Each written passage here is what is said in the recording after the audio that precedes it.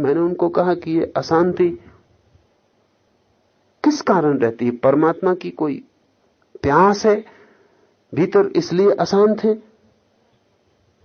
कोई पीड़ा है भीतर कि वही है जीवन का मूल्य, वही है अर्थ, उसको नहीं पाए तो व्यर्थ है, ऐसी कोई प्रतीति है? कोई स्वाद मिला है जीवन में कभी परमात्मा की? उस स्वाद की याददाश्त पीछा करती है, खींचती है, बुलाती है। फिर किसी झरोके से कभी दर्शन हुए हैं उसके, थोड़े बहुत ही सही, दूर से ही सही, कि फिर अब उसे भूलना मुश्किल हो गया और बार बार वही झरोखा ख्याल में आता है कि वहीं कैसे पहुंच जाएं। उन्होंने कहा ये कुछ भी नहीं। जब आपको मिल सकता है तो मुझे क्यों नहीं मिल सकता?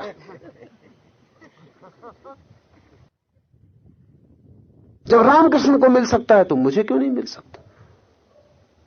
और जब रमन को मिला तो मेरा ही क्या कसूर है? तो आप सब लोगों की बातें सुन सुन के ही बेचैन।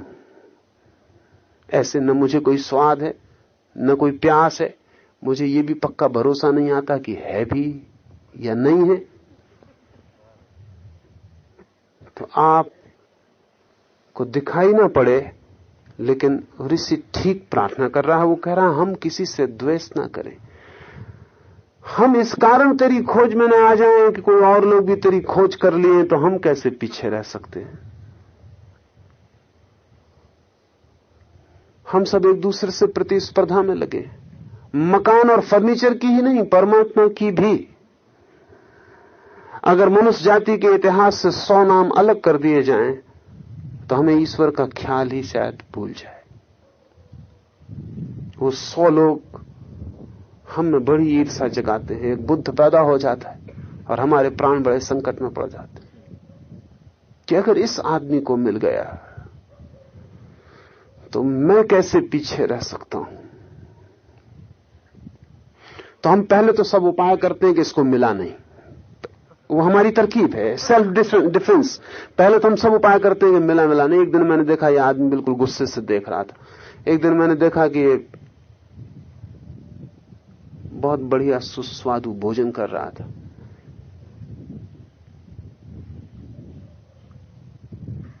एक दिन मैंने देखा कि इस आदमी में भी अहंकार मालूम पड़ता है। पहले तो हम समझाने की सब अपने को कोशिश करते हैं कि इसको मिला नहीं, ताकि ये द्वेष के झंझट से हम बचें, ताकि ये प्रतिस्पर्धा हम में पैदा न हो। लेकिन ये बुद्ध जैसे लोग मानते ही नहीं, वो हमारी फिक्र नहीं करते, वो अपने ढंग से जिए ही चले जाते हैं। फिर धीरे धीरे हमको बेचैनी होने लगती है कि मालूम होता है इसको मिल ही गया। हम सब उपाय कर लिए, इसको कोई फिक्र नहीं होती, लगता है इसको कुछ मिल ही गया। हम पत्थर मार के जांच कर लेते हैं, जहर पिला के जांच कर लेते हैं, सूली लगा के जांच कर लेते हैं, हम सब कर लेते हैं। फिर हमें शक बढ़ने लगता है। फिर एक दिन हमें लगता है कि नहीं, इसको मिल गया। तब तत्काल हमारी दौड़ शुरू होती है कि अब हमें कैसे मिल जाए। सत्य की खोज में भी लोग द्वेष से जाते हैं, ये सोच के कठिनाई मालूम होगी, लेकिन यही है सच। वहां भी ईर्ष्या है। हम दूसरे को धनी तो देख ही नहीं सकते, दूसरे को ज्ञानी भी नहीं देख सकते।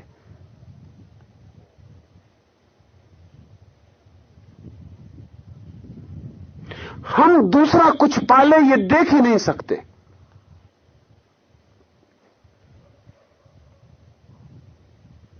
तो ऋषि कहता है हम किसी से द्वेष ना करें। यह असंगत नहीं, बहुत संगत है। क्योंकि जो द्वेष से जा रहा है परमात्मा की तरफ, वो द्वेष से और कहीं भी पहुंच जाए, परमात्मा तक नहीं पहुंच पाएगा।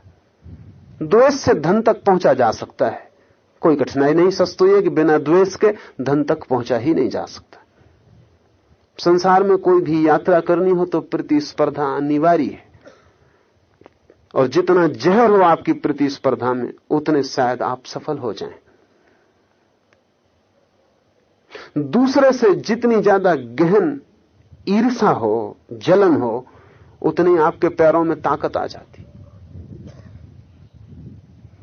लेकिन परमात्मा की तरफ नहीं, क्योंकि जिसे अभी दूसरा दिखाई पड़ रहा है, उसे परमात्मा दिखाई नहीं पड़ सकेगा। और जो अभी दूसरे के ज्ञान से आनंदित नहीं होता है, उसे अभी ज्ञान की प्यास भी पैदा नहीं हुई। एक और तरह का आदमी भी है जो बुद्ध के पास जाके इस फिक्र में नहीं पड़ता कि इसको मिला या नहीं मिला, जो इस चिंता में नहीं पड़ता कि इसको मिला या नहीं मिला, वो इस चिंता में भी कभी नहीं पड़ता कि इसको अगर मिला है तो मुझे मिलना चाहिए। नहीं, वो बुद्ध की सुगंध से आह्लादित होता है, वो बुद्ध के संगीत से प्रभावित होता है, वो बुद्ध को देखकर आश्वस्त होता है, ईर्ष्या से नहीं भरता।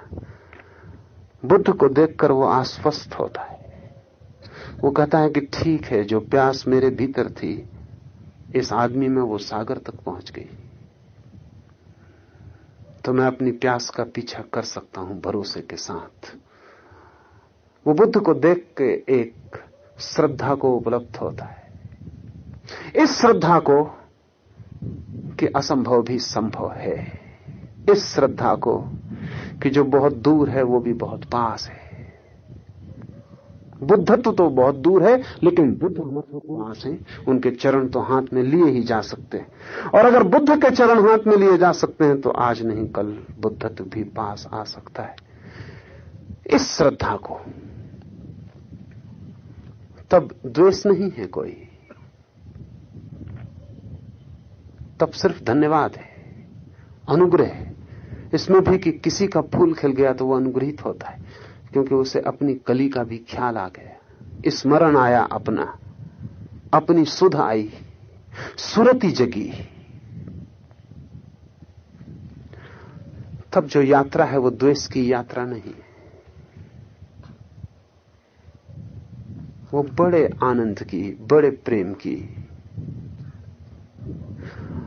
दूसरे से असंबंधित यात्रा है। इसलिए ऋषि कहता हम किसी से द्वेष न करें,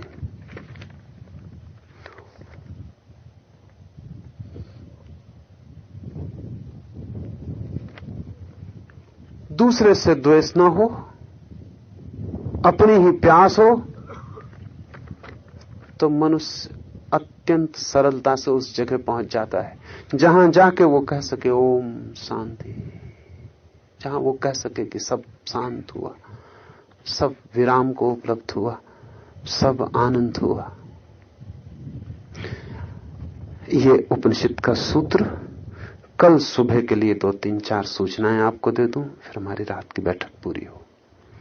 एक तो पहली सूचना पूरे शिविर के लिए, इन आने वाले 7 दिनों में आपको इस भांति जीना है कि आपकी जीवन ऊर्जा कम से कम व्यय हो, कम से कम व्यय हो, क्योंकि हम यहां जिस दिशा में खोज करने आए हैं उसके लिए इतनी जीवन ऊर्जा चाहिए कि आप अगर व्यर्थ व्यय करें तो आपके पास शक्ति नहीं होगी उस खोज में जाने के लिए।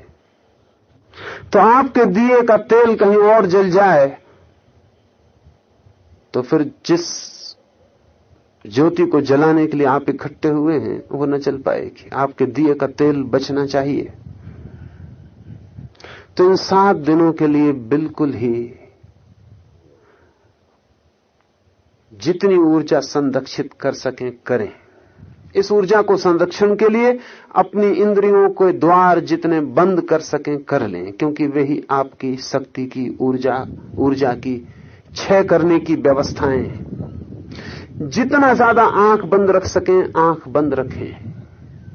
तो आप कल सुबह आपको पट्टियां मिल जाएंगी या शायद अभी मिल जाएंगी, तो आप 24 घंटे जब आपको चलने के लिए जरूरत हो तो थोड़ी सी आंख से पट्टी हटा लें और उतना ही देखें 4 कदम जितना काफी है। 5वां कदम भी मत देखें, बस 4 कदम जमीन देख के चलते हुए आ जाएं। जैसे ही आ जाएं जगह पर आंख बंद कर लें, पट्टी नीचे सरका लें। पूरे दिन सुबह से दिन भर आपकी आंख पे पट्टी होनी चाहिए। आपकी आंख आपकी शक्ति का अधिकतम व्यय करती है, उससे भीतर इकट्ठा करें। और आंख की शक्ति सर्वाधिक इकट्ठी करनी जरूरी है, क्योंकि जिस चीज को हम देखने चल रहे हैं उसमें भीतरी आंख का उपयोग करना है। और शक्ति वही है जो बाहर की आंख के काम में आती है, वही भीतर की आंख के काम में आती है। The same energy has to be used. इसलिए तो हम कहते हैं ऋषि को दृष्टा, देखने वाला। इसलिए हम उस अनुभूति को कहते हैं दर्शन। भीतरी आंख को वो शक्ति मिल जानी चाहिए जो आपकी बाहरी आंख को मिल रही, इसलिए आंख को बंद कर लें।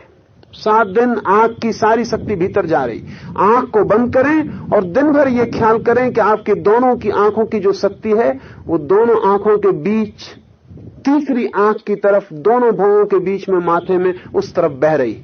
जब भी आपको ख्याल आ जाए, आंख बंद है, आप खाली बैठे हैं, ख्याल करें कि दोनों आंखों की शक्ति भीतर तीसरी आंख की तरफ, दोनों आंखों के मध्य में बह रही, उस तरफ जा रही, दोनों तरफ से बहती हुई तीसरी आंख में प्रवेश कर रही। तो आपके ध्यान में अभूतपूर्व गति हो सकेगी। एक, जहां तक बने कान बंद रखें, कुछ मत सुने, क्योंकि जिसे भीतर की ध्वनियां सुननी है उसे बाहर के सुनने से थोड़ा विश्राम ले लेना जरूरी है। नहीं तो भीतर की ध्वनियां हैं बहुत सूक्ष्म और बाहर का उपद्रव है भारी। वे सूक्ष्म ध्वनियां हमें सुनाई ही नहीं पड़ती, तो थोड़ा ट्यून करना जरूरी है। तो बाहर से कान बंद रखें, रुई डाल लें, कुछ भी डाल लें, कान बंद रखें। दिन में जितने समय आपको कान की कोई जरूरत नहीं, और मुश्किल से 2-4 मिनट जरूरत पड़ेगी कान की, बाकी कोई जरूरत नहीं आपको। मेरे अलावा आप जहां भी हैं कान का उपयोग मत करें, बंद रख लें। और पूरे समय ख्याल रखें कि कुछ भीतर तो नहीं हो रहा है जो सुना जा सके। बस जस्ट ए रिमेंबरिंग कि कुछ भीतर तो नहीं है जो सुना जा सके। और आपकी कान की ऊर्जा भीतर की तरफ बहनी शुरू हो जाएगी और आपको ध्यान में भीतर की ध्वनियां सुनाई पड़ सकेंगी और भीतर के दृश्य दिखाई पड़ सकेंगे। कान, आंख और आपके ओंठ, तीसरी चीज, ओंठ बंद रखें। कम से कम बोलें, न बोलें, इससे बेहतर और कुछ नहीं। बिल्कुल न बोलें, चुप रहें। क्योंकि कान और आंख के मामले में तो आपको मैं कह सकता हूं आप मुक्त हैं। अगर चाहें तो खुली रखें, चाहें तो कान खुले रखें, नुकसान आपका ही होगा सिर्फ। लेकिन ओंठ के मामले में आप दूसरे को भी नुकसान पहुंचाते, इसलिए ओंठ के मामले में तो आप ट्रेसपास करते। बोलें तो बिल्कुल नहीं, क्योंकि सुनना देखना आपकी मर्जी है। जिसको जहां जाना जो करना हो कर सकता है। अगर आप ध्यान करने आए हैं तो बंद रखें। अगर आप ऐसी भूले भटके गलती से आ गए हैं तो आपकी मर्जी। लेकिन अगर आप भूले भटके भी आ गए तो भी बोलने की आज्ञा आपको नहीं है, क्योंकि उसमें आप दूसरे पर हमला करते। जब आप बोलते हैं तो दूसरे को भी नुकसान पहुंचाते। तो कृपा करके बोलना तो बिल्कुल नहीं। यहां कई लोग इसलिए आ गए होंगे कि उन्हें बहुत